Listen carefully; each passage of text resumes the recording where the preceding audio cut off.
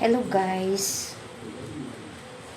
Kahit malamig yung panahon, kailangan natin maligo. Iligo natin yung masama nating pakiramdam kasi paghahayaan lang natin yung sipon natin na hindi tayo maliligo, hindi yan mawawala sa atin.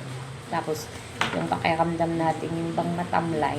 Ako pag hindi ako nakakaligo ng isang araw, matamlay ng katawan ko, kaya kahit may naramdaman ako, maligo pa din ako para may lakas din naman ako. Parang ramdam ko kasi na pag maligo ako, okay yung katawan ko kaysa maghilata ako sa ibahan.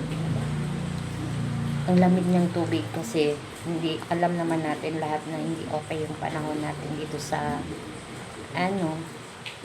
Pinas, 'di ba?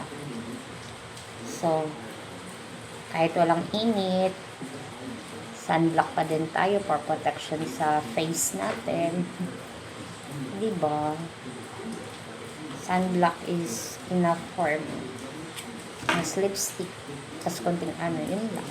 Kahit nandito tayo sa bahay, kailangan din natin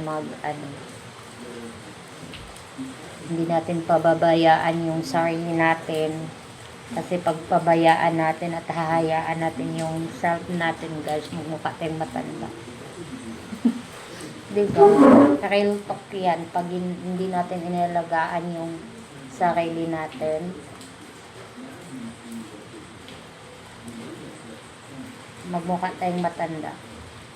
Kahit na iniwanan tayo, char. Magpaganda din tayo, guys. Diba? Hindi naman natin katapusan, diba? Kung iwanan tayo ng mga partner natin, paganda pa din, diba? Kaya alam natin, lusyang-lusyang tayo, no way. Wala yan sa vocabulary ko. Ayan.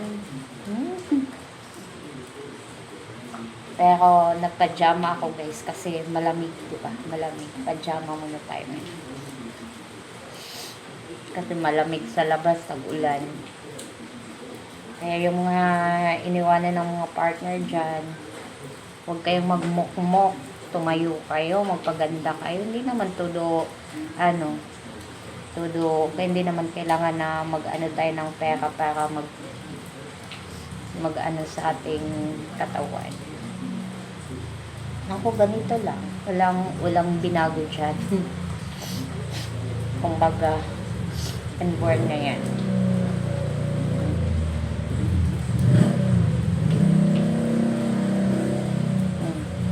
Halata ba na single mom? Diba? Kayo tatanungin ko, halata ba that I look single mom na losyang? Diba? Sexy yan pa din tayo. Hayaan natin yun sila.